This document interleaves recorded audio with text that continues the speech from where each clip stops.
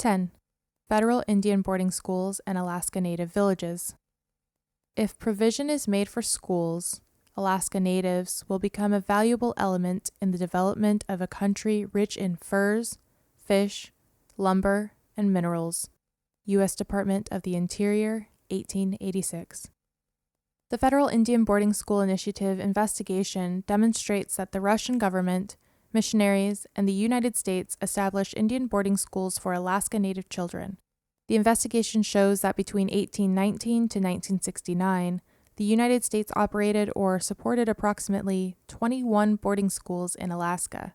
Note: an individual federal Indian boarding school may account for multiple sites. As the department has recognized, both the Russian American Fur Company and the Russian government, beginning with Catherine II, Empress of Russia, established schools for Alaska Native children through Alaska. In 1793, Catherine II issued an edict ordering missionaries to be sent to the North American colony to provide education for Alaska Natives. As the United States later acknowledged following the acquisition of Alaska, quote, "Nearly all of them read and write. Many of them are highly educated, even in the classics." The administration of the Russian American Fur Company often reposed great confidence in them. One of their best physicians was an Aleutian. One of their best navigators was an Aleutian. Their best traders and accountants were Aleutians.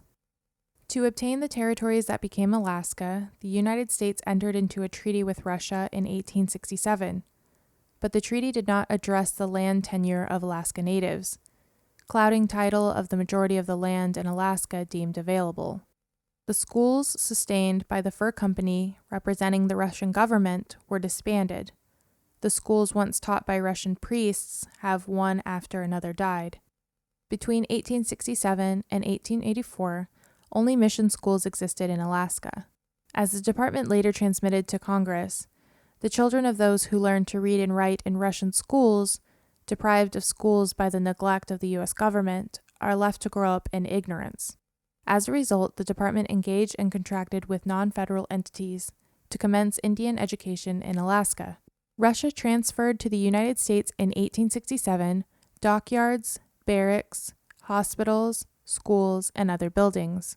This infrastructure was predominantly used in harmony with the government efforts at Indian education and civilization. The department has described the collaboration between the U.S. military and the religious institutions and organizations for Indian education in Alaska. For example, at the Sitka School, including the boarding department, overseen by Reverend John G. Brady, Captain Glass of the United States ship Jamestown, from the first, with his officers, took a deep interest in the school. In February 1881, Captain Glass caused the houses to be numbered and an accurate census taken of the inmates, adults, and children.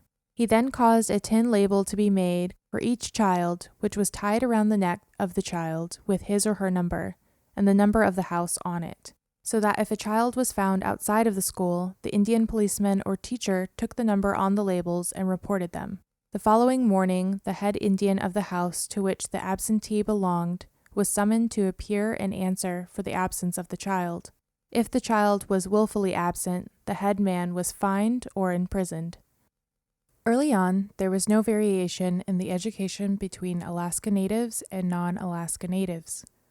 Later, in the Act Providing for a Civil Government in Alaska, in 1884, Congress appropriated funds for Indian education in Alaska. The Nelson Act of 1905 established a dual school system in Alaska and provided in part that Alaska Native children have the right to be admitted to any Indian boarding school. The United States, in turn, has officially supported Alaska Native education during Alaska's status as a U.S. territory starting in 1867 and prior to its entry into the Union. As questions about land title to the territory emerged, the federal officials acknowledged that difficulties will, however, in all probability arise between the whites and our own Indians. These tribes live along the shores of the various bays, rivers, and inlets. To keep them in subjugation will require either the interposition of the Navy, manifested by one or more light draught gunboats, paying periodical visits to the various villages, and inflicting summary punishment when necessary, or the constant employment of an armed quartermaster's steamer, which could probably perform such duty while transporting supposed from post to post. Federal officials accordingly recommended that a show of military power be made at the earliest practicable moment to select Alaska Native villages. In 1953, when the department invited the University of Pittsburgh to study health care in the territory of Alaska, the resulting Perrin report found few Indian boarding schools had physical facilities that could be considered modern or even desirable. Some were fire traps. Children were housed in basements and attics. Although legal capacity was not exceeded, in fact, crowding was commonly observed. Later, the 1958 Alaska Statehood Act authorized the burgeoning state to select over 100 million acres from federal public lands, and again did not resolve the land tenure of Alaska Natives.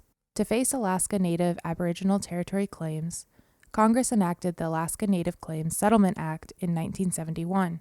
The act extinguished claims of Aboriginal title in exchange for funds and land selections by non-tribal government, Alaska Native corporations, and further authorized the Secretary to withdraw unreserved public lands for conservation purposes.